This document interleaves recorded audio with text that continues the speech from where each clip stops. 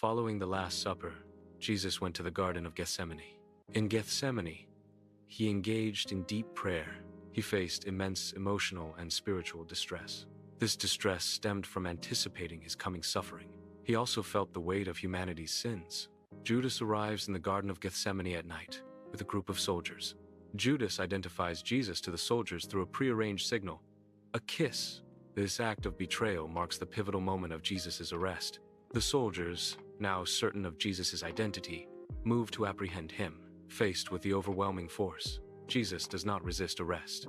The disciples, witnessing the arrest, scatter and desert Jesus in fear. Jesus is brought before the assembly of high priests. The high priests seek false witnesses to accuse Jesus. These witnesses attempt to provide incriminating testimonies. However, the testimonies of these witnesses contradict each other. The conflicting accounts undermine their efforts to condemn Jesus. The high priest questions Jesus about his identity. The central question is whether Jesus is the Son of God. Jesus affirms his divine status before the court. This affirmation is immediately deemed blasphemous. The declaration of blasphemy leads to a guilty verdict. The court sentences Jesus to death based on this charge. Jesus is presented to Pilate, the Roman governor, for judgment. Pilate initiates questioning to ascertain the nature of the charges. The primary accusation centers on Jesus claiming to be the King of the Jews. This claim is perceived as a potential challenge to Roman authority. Pilate seeks to understand the implications of Jesus' alleged kingship. The interrogation aims to determine if Jesus poses a genuine threat. Jesus stands before Pilate, the Roman governor, in the morning light. Pilate questions Jesus regarding the nature of his kingdom. Jesus clarifies that his kingdom is not of this world's order. He explains that his followers do not engage in earthly battles. This highlights the spiritual nature of Jesus' authority and mission. Pilate confronts Jesus, posing the profound question, what is truth? Jesus, however, offers no verbal response, maintaining a deliberate silence. This silence compels Pilate to contemplate the elusive nature of truth itself. Pilate is left to grapple with the complexities and ambiguities surrounding the concept. The absence of an answer underscores the challenge of defining truth. The scene highlights the philosophical weight of the question. Pilate sends Jesus to Herod. Herod is curious about Jesus.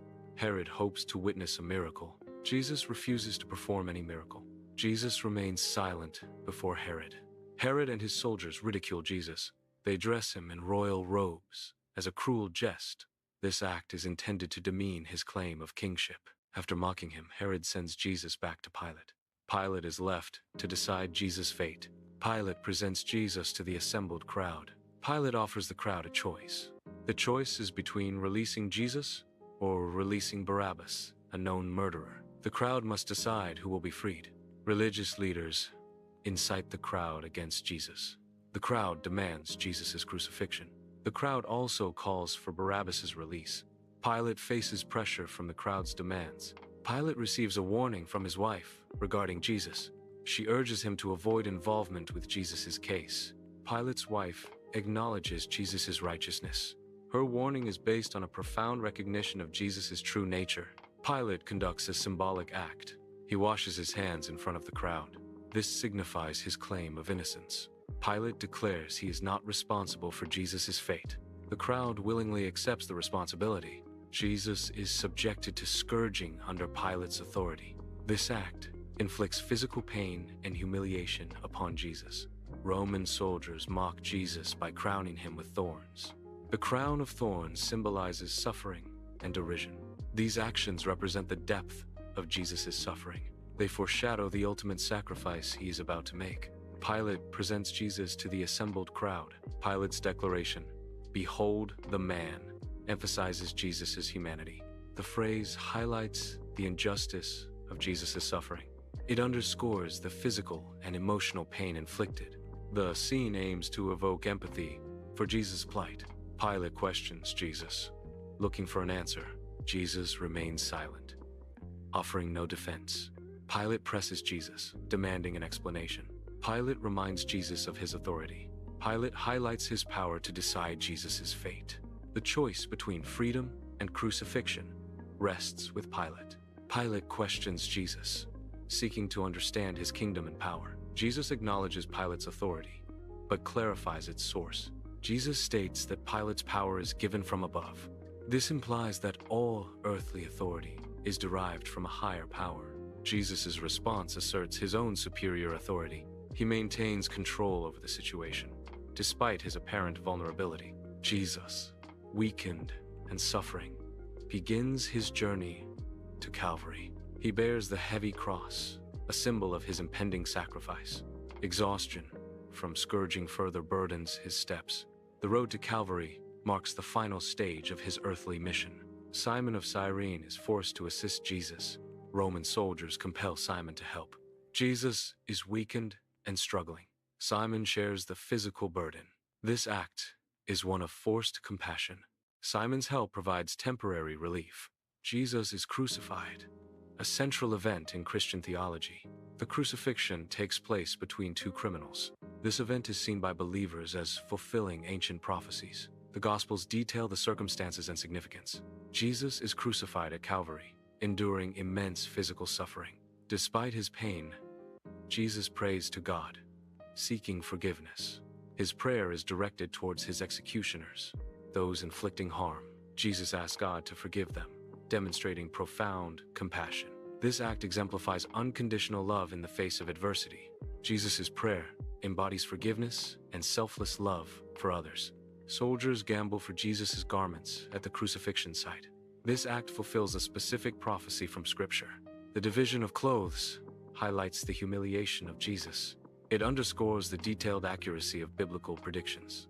Jesus is crucified, a common form of capital punishment in Roman times.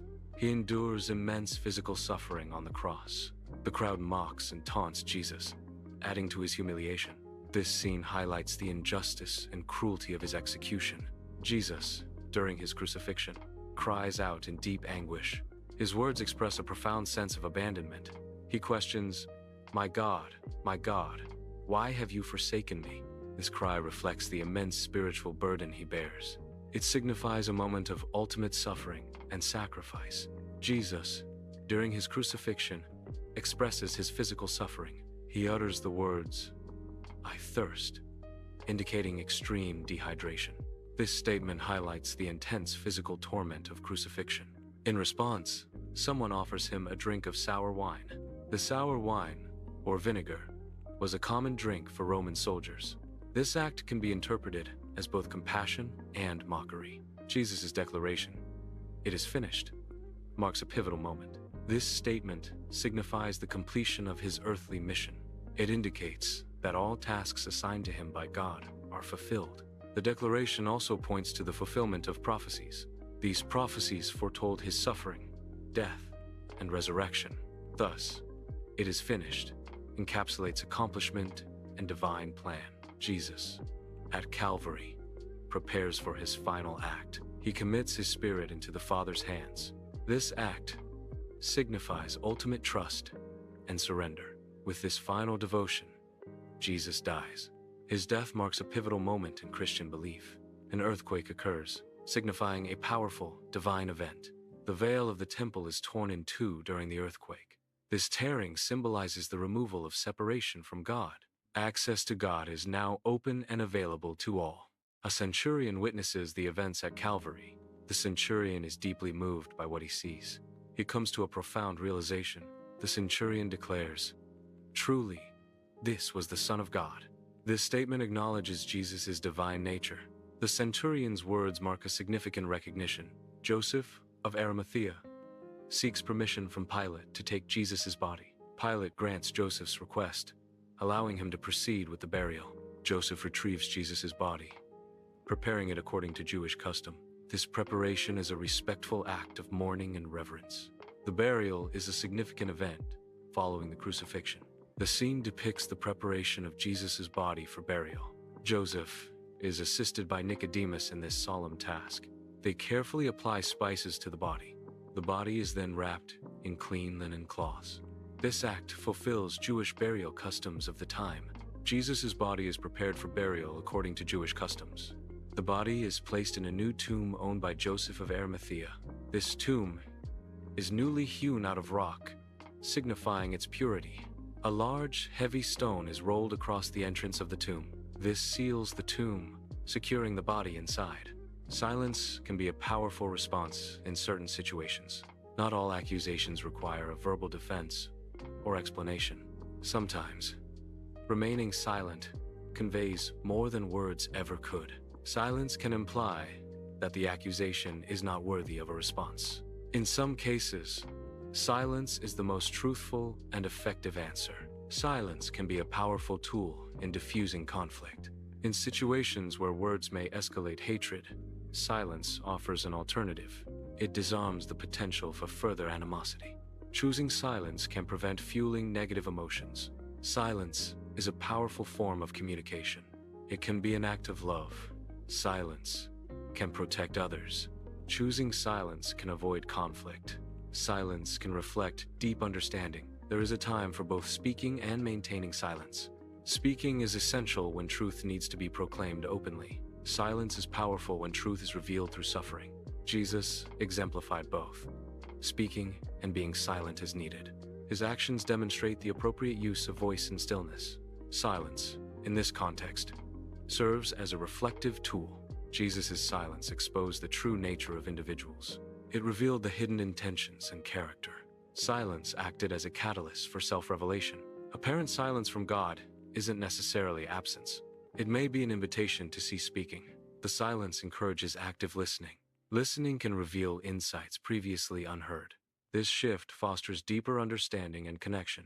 God's silence is not necessarily absence, but an invitation.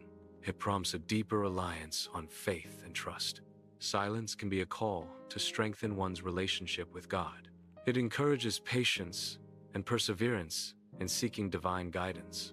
Trusting in God during silence reinforces faith. Jesus Christ willingly bore the weight of humanity's sins. He accepted the burden of guilt without uttering a word in protest. This silence signifies his ultimate sacrifice for humanity. His silent acceptance is a profound act of love and redemption. An individual took on a burden meant for others. This act of sacrifice averted a greater catastrophe. The individual bore consequences that were rightfully due to others. This substitution highlights themes of responsibility and atonement. The silence represents acceptance of undeserved consequences. Jesus' silence enabled humanity to speak. This silence brought forgiveness. It also led to restoration. Ultimately, it secured freedom. The silence is not a void, but a deliberate act of substitution. This silence allows a higher power to articulate redemption. It is through this substitution that divine declaration becomes possible. The silence, therefore, is instrumental in the process of salvation. Jesus actively intercedes on our behalf. He speaks before God the Father. Jesus defends us. His intercession is a continuous act. Jesus' earthly silence enabled our eternal voice. His sacrifice grants us access to divine communication. Through him, our prayers find audience in eternity. His intercession bridges the gap between humanity and God. We gain a voice in heaven through his earthly sacrifice. His silence echoes with the power of our eternal voice. In moments of darkness, remember Elijah's experience. Elijah found God not in the storm, but in a whisper. God's silence doesn't mean absence, but a different form of communication. Reflect on the subtle ways God may be present. God's apparent silence can be a challenging experience in one's faith. It is important to remember that silence from God is not necessarily rejection. Instead, it can be interpreted as an invitation to deepen trust in him. This trust involves believing in God's plan, even when it's unclear. It requires faith that God is working behind the scenes. Ultimately, God's silence calls for a stronger reliance on his character. The phrase, "Be still and know that I am God," encourages introspection. It suggests finding God through quiet contemplation and reflection. Silence allows one to discern God's presence amidst life's noise. It implies that God's voice is often heard in moments of stillness. Reflection fosters a deeper understanding and connection with the divine. Even Jesus faced injustice and abandonment. God's work may be unseen. Trust in his plan. Remember Jesus' sacrifice. Have faith in unseen workings. Jesus' silence represents a profound victory, not a defeat. This silence embodies love and sacrifice. It is the sound of salvation, resonating deeply. This powerful silence shook the world. It allows our voices to be heard eternally.